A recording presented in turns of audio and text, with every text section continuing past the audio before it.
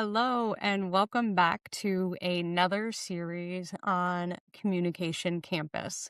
I am excited to guide you through one of the most versatile and valuable skills you can develop in your professional and academic life. You might be wondering why focusing on interviewing? Well, the answer is simple. Interviews are everywhere. Whether you're seeking a job, conducting research, even helping someone make difficult life changing decisions, gathering information for a story, or simply trying to understand another person's perspective. Interviewing skills are essential. But here's what people don't realize: not all interviews are the same. The skills you need for a career interview are quite different than the ones required for a research interview or a therapeutic conversation. Yet they are all sharing very common foundations. So, what is an actual interview?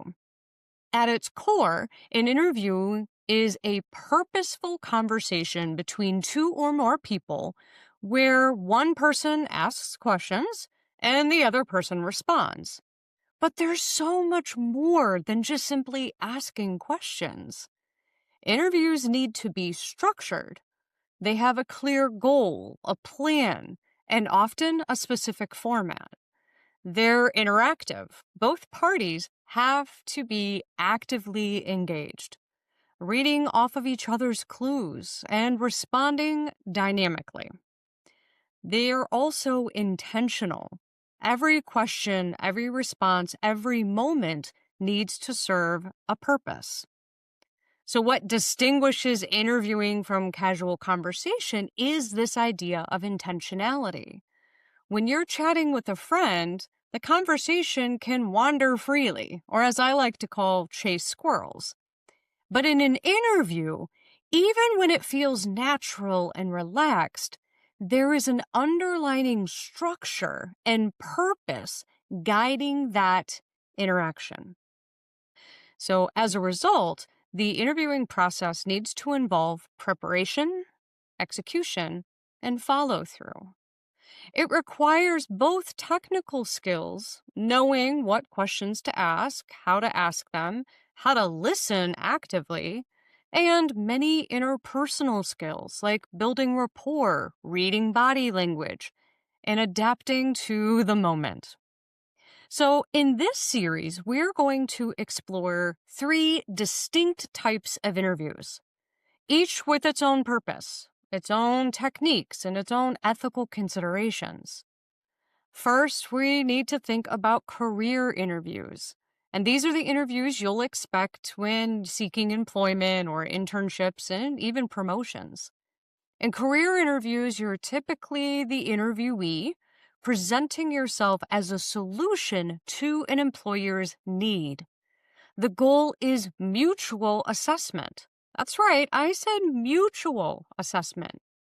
They're evaluating whether you're the right fit for their organization, and you're assessing whether that opportunity aligns with your goals and your values. Career interviews require you to articulate your value, demonstrate your competencies, and present yourself confidently and authentically. Next, we will be talking about research interviews.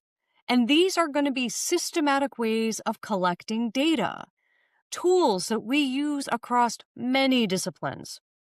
In research interviews, you're typically the interviewer, asking to understand experiences, perspectives, even phenomena.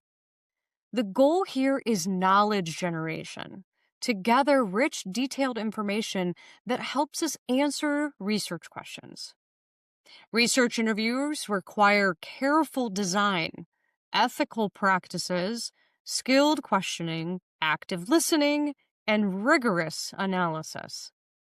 Now, whether you're studying human behavior or user experiences, historical events, or social phenomena, research interviews give us invaluable insights. Lastly, we're going to talk about motivational interviewing. This is a specialized, person centered approach designed to strengthen someone's own motivation for change. Often we use this in healthcare, counseling, and social work. And motivational interviewing recognizes that people are ambivalent about change, that and that telling them what to do often backfires. Instead, you want to help them explore their own reasons for change and developing their own plans. This requires a specific spirit of partnership, empathy, and respect for autonomy, along with particular communication techniques. Now, while these three types of interviews differ significantly, they share common ground. So, all of them are going to require preparation. Whether you're researching a company, designing a research protocol, or preparing to help someone explore behavioral change, you can't just walk in unprepared and expect good results. All interviews demand strong communication skills, like active listening. So you're truly hearing what someone says rather just waiting for your turn to speak. This is fundamental, my friends. So is asking clear, purposeful questions and reading both the verbal and nonverbal cues. All interviews are involving relationship dynamics, building rapport, establishing trust, managing our own power dynamics, and most importantly, creating space where authentic communication can happen. These matter whether you are in a classroom, a conference room, a research setting, or a counseling office. We also need to think about the fact that all interviews raise ethical considerations. Respecting another person's dignity, maintaining appropriate confidentiality, being honest about your purpose, and conducting yourself with integrity. These aren't optional extras, but fundamental requirements.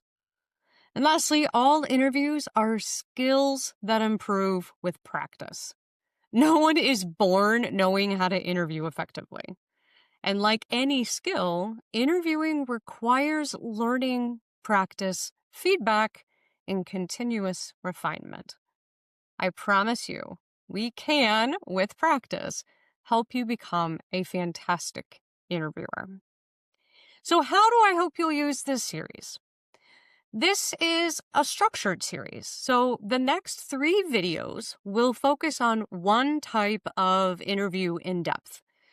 You can watch them in any order based on your immediate needs, but I recommend viewing all 3 to best understand the breadth of interviewing context you might encounter.